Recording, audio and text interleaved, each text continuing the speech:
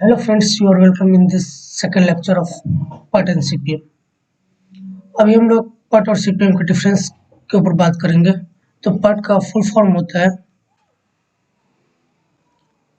यहाँ प्रोजेक्ट नहीं होगा, यहाँ होता है programme evaluation and review technique. तो PAT का फुल फॉर्म आपका हो गया programme evaluation and review technique. तो और CPM का हो जाता है आपका critical path method. Critical path method अब बात करें PAT, तो PAT एक प्रोबेबिलिस्टिक अप्रोच के ऊपर हम लोग काम करते हैं, जिसमें प्रोबेबिलिटी का चांस रहता है। तो इसमें हम लोग को 3 टाइम जो गिवन है TO, optimistic, pessimistic and most likely. 3 time हम लोग को निकालना गिवन होता है या फिर निकालना होता है। अगर 3 टाइम गिवन होता है तो इससे हम लोग आगे कैलकुलेट करके क्या होता है मीन टाइम निकालते हैं। और फिर चूँकि ये डिटर्मिनिस्टिक अप्रोच है तो इसमें सिंगल टाइम से काम चल जाता है मेरा, और ये इवेंट ओरिएंटेड है। तो डिफरेंस के ऊपर बात करें, ये इवेंट ओरिएंटेड है, जबकि ये मेरा क्या है एक्टिविटी। बात करें हर एक एक्टिविटी के लिए 3 टाइम चाहिए, और ये मेनली किसके लिए हम लोग यूज़ करते हैं, रिसर्च वर्क। रिसर्च वर्क के लिए मेनली यूज़ करते हैं। और इसका यूज़ हम लोग जैसे कोई बिल्डिंग बनाना, रोड बनाना, इसमें हम लोग को टाइम पता और टाइम फ्रेम कि इतने दिन में कंप्लीट हो जाएगा, इतने दिन में स्लेब हो कास्टिंग हो जाएगा, इतने दिन में मेरा कोई एक बिल्डिंग बन के तैयार होता है। हम लोग को पहले से उस एक्टिविटी के बारे में नॉलेज होता है। तो आगे हम लोग बात करते हैं, और इसमें project completion probability and standard deviation अभी हम लोग बात कर चुके हैं कितनी टाइम है, तो मीन डेविएशन और इसमें स्टैंडर्ड डेविएशन जो होता है,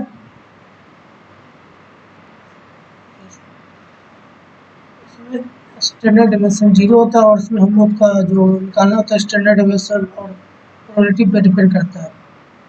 तो अभी हम लोग 3 टाइम का बात किए थे, तो 3 टाइम को optimistic time, pessimistic and most likely. तो हम लोग बात कर रहे थे अभी optimistic, pessimistic and most likely. अब इसके भी बारे में लोग जानेंगे। जैसे कि एक मेरा नॉर्मल डिस्ट्रीब्यूशन कर्व है, तो ये मेरा शो कर रहा है कि optimistic time, most likely and pessimistic. तो नॉर्मल डिस्ट्रीब्यूशन कर्व आगे हम लोग देखते हैं इसका डिफिनेशन। तो ऑप्टिमिस्टिक टाइम क्या है, minimum time to complete one activity, जो सबसे कम से कम समय जो लग सकता है किसी भी एक्टिविटी को कंप्लीट होने के लिए, मतलब प्लान के अनुसार, तो वो होता है ऑप्टिमिस्टिक टाइम।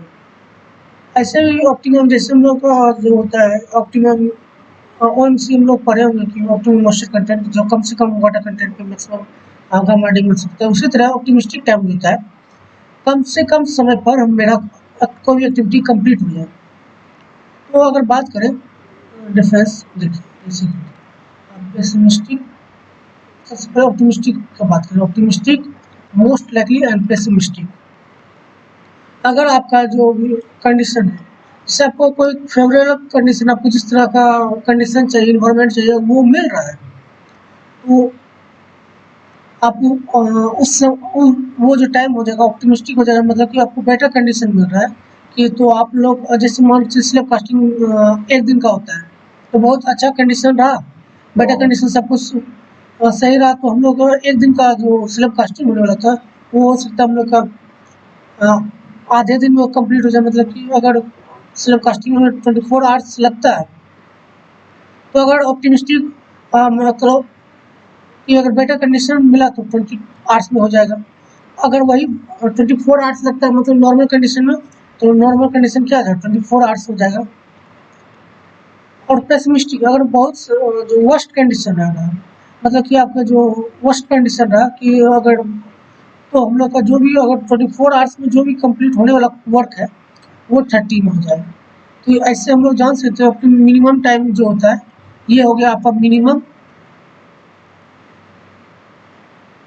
और TP ये क्या हो जाएगा आपका मैक्सिमम।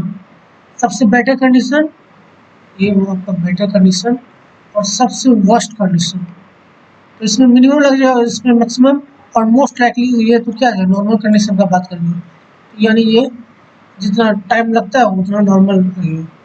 तो अब यहाँ से हम लोग को मीन निकालना होगा अगर, तो यह 3 टाइम हम लोग का, तो हम लोग को जब यूज़ करना होगा प्रोजेक्ट में तो हम लोग सिंगल टाइम का यूज़ करेंगे, तो उसको हम लोग कहते हैं एक्सपेक्टेड मीन टाइम। तो इसका निकालने का एक फॉर्मूला आता है, optimistic plus 4 times most likely plus pessimistic by 6। ये एक फॉर्मूला है एक्सपेक्टेड मीन टाइम का। तो फॉर गिवन अगर एक प्रोजेक्ट दिया गया है, आगे एग्जांपल में हम लोग देखेंगे, लेकिन आप लोग इस फॉर्मूला को ध्यान में रखिएगा।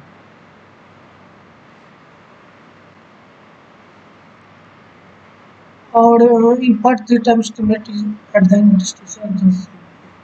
अब तो ये एक्सपेक्टेड मीन टाइम तो निकाल लिए थे, उसी चीज़ का रिप्रेजेंट हो गया। अब क्रिटिकल पाथ क्या होता है? क्रिटिकल पाथ होता है, तो एक नेटवर्क डायग्राम बनाए, नेटवर्क डायग्राम है,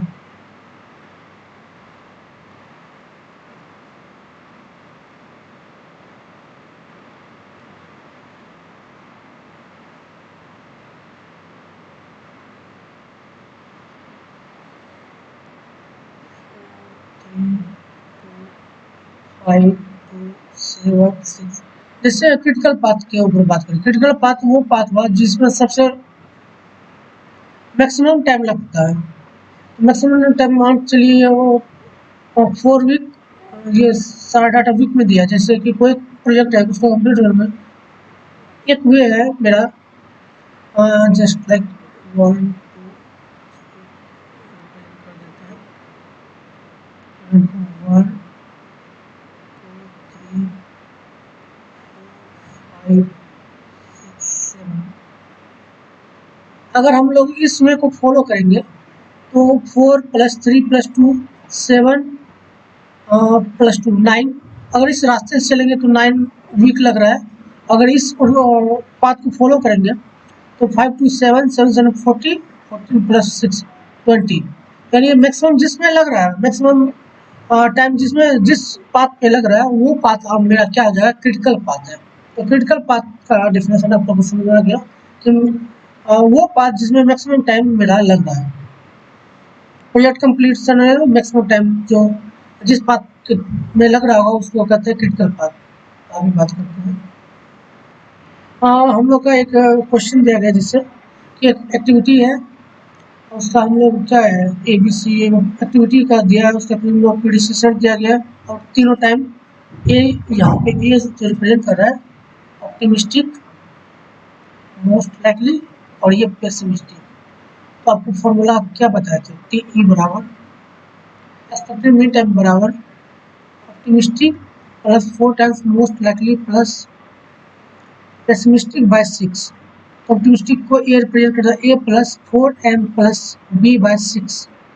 यहाँ से आप लोग क्या जाएंगे, अगर इस टेबल को यूज करेंगे तो यहाँ से मेरा TE निकल जाएगा। और नेटवर्क डायग्राम बनाने के बाद रहा, तो इसका नेटवर्क डायग्राम अगर हम लोग बनाते हैं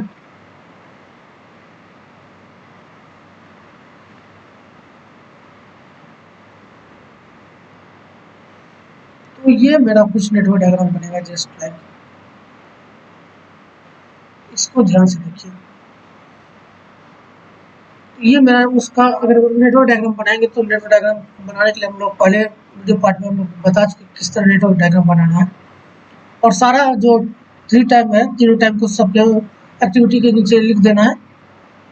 उसके बाद फिर हम लोग यहाँ से TE कैलकुलेट करेंगे। TE कैलकुलेट जैसे कि अगर इसका कैलकुलेट करना है तो 4 + 4 टाइम्स 6 24 + 8/6, यानी 24 4 28 8 36/6। तो इसका टी क्या आ जाएगा, 6 आ जाएगा। इसी तरह सबका TE हम लोग कैलकुलेट कर लेंगे, TE 1 2 3 4 5। TE1 कैलकुलेट कर लिए,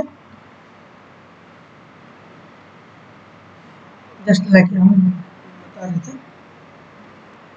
यहाँ से सबका TE कैलकुलेट कर और ST की स्टैंडर्ड डेविएशन। अब इसका बात करते हैं, तो ST कैलकुलेट करने के लिए क्या करते हैं,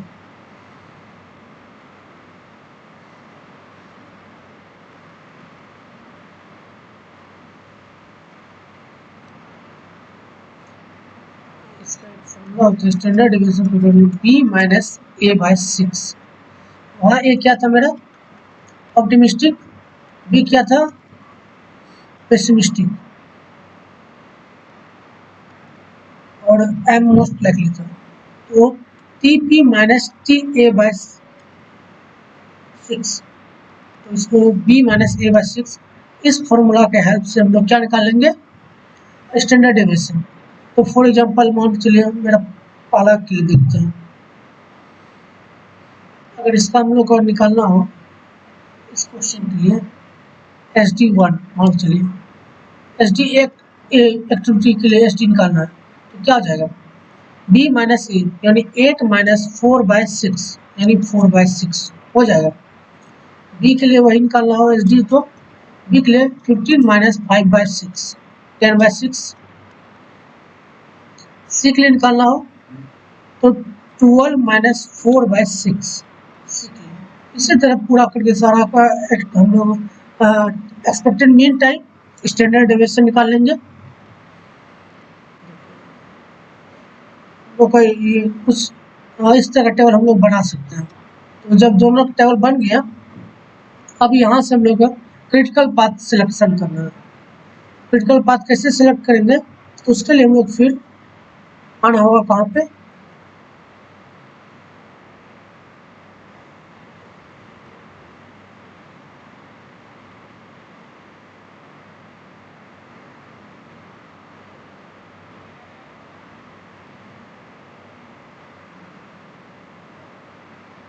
यहाँ पे हम लोग आते हैं। तो यहाँ पे मेरा क्या है और उसी चीज़ को हम लोग यहाँ पे रिप्रेजेंट किया है।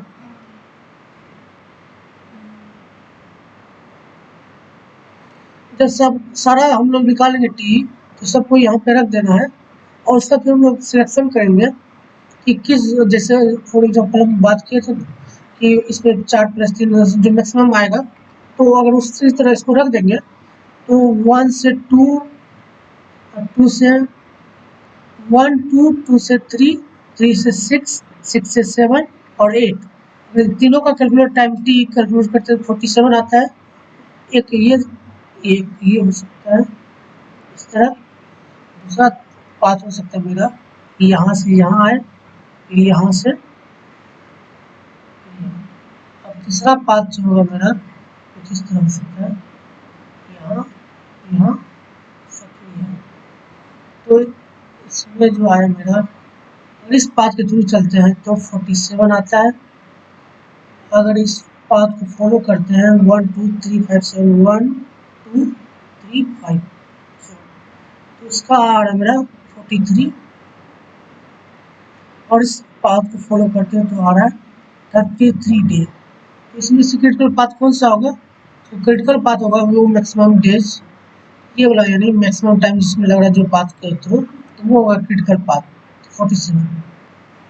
तो यहाँ से एस डी कैलकुलेट कर लेंगे तो यहाँ से सिग्मा कैलकुलेट करने के लिए